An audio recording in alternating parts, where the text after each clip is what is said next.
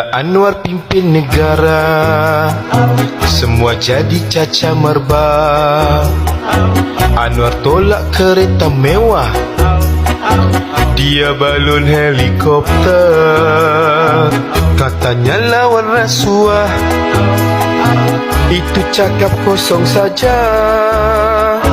47 kes mahkamah, lentik jadi timbalannya. Walanon, oh malangnya walanon. Walanon, walanon, siapa sokong penyamun?